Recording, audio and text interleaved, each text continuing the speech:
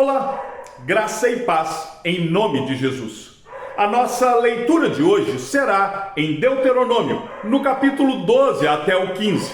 Moisés detalha as leis de Deus para a vida na terra prometida. Mas percebam que o primeiro e mais importante tema que será abordado não é a economia, a agricultura ou a política, mas sim o culto. O tópico que nos guiará hoje é como Deus quer ser adorado. Antes de entrarem em Canaã, o povo de Israel foi advertido de que as nações pagãs adoravam seus falsos deuses onde e como bem entendiam. Mas em Deuteronômio, no capítulo 12, no verso 5, Deus diz que escolherá um único lugar no meio das tribos de Israel para ser o lugar da adoração. A ordem de Deus era clara: vocês não farão como as outras nações. O Senhor centralizou o culto. Esta ordem de adorar em um único lugar existia para garantir duas coisas. Primeiro, a unidade do povo em torno de um só altar. E segundo, a pureza do culto.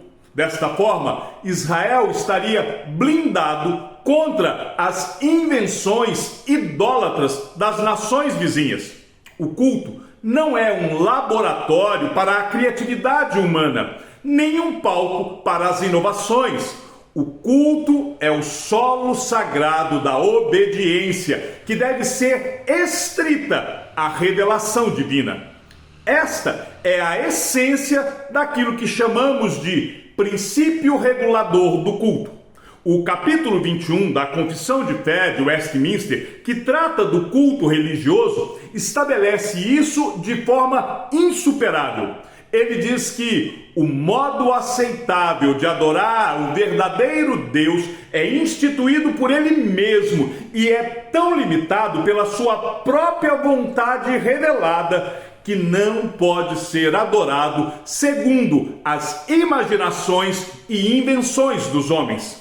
Nós não temos a liberdade de trazer fogo estranho para dentro da igreja só porque funciona ou atrai multidões.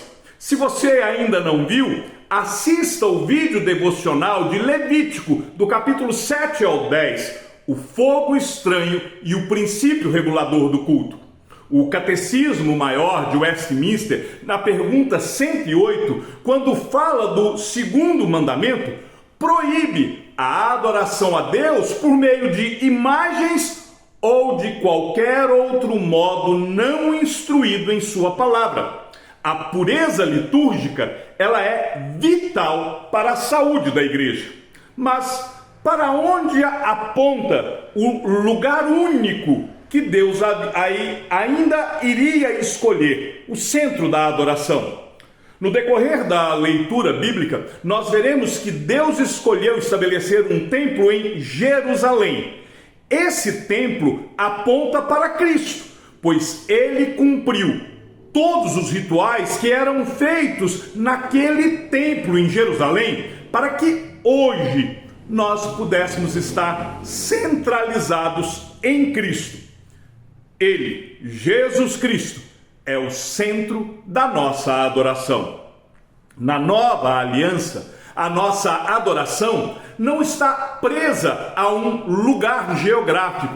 Como o próprio Cristo disse à mulher samaritana, lá em João capítulo 4, no verso 24. A adoração agora, ela é em espírito e em verdade. Isso significa que o culto aceitável é aquele mediado exclusivamente pela obra de Cristo, impulsionado pelo Espírito Santo e totalmente regulado pela verdade das Escrituras.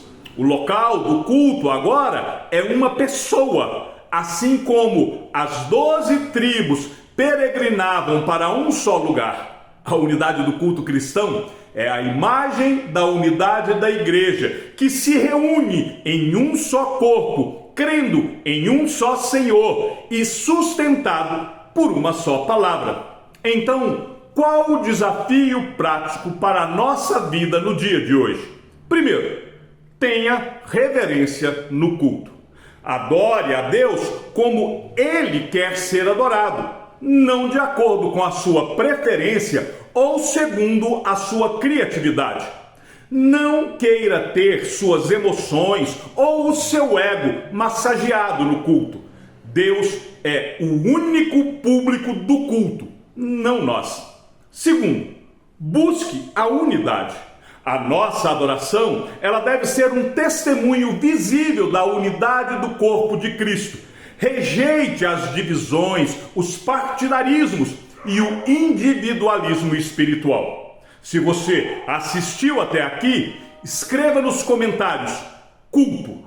Compartilhe este vídeo com os seus irmãos na fé, para lembrá-los de que o culto verdadeiro não é aquele que mais nos emociona ou diverte, mas o culto verdadeiro é aquele que obedece estritamente aquilo que o Senhor ordenou em sua palavra.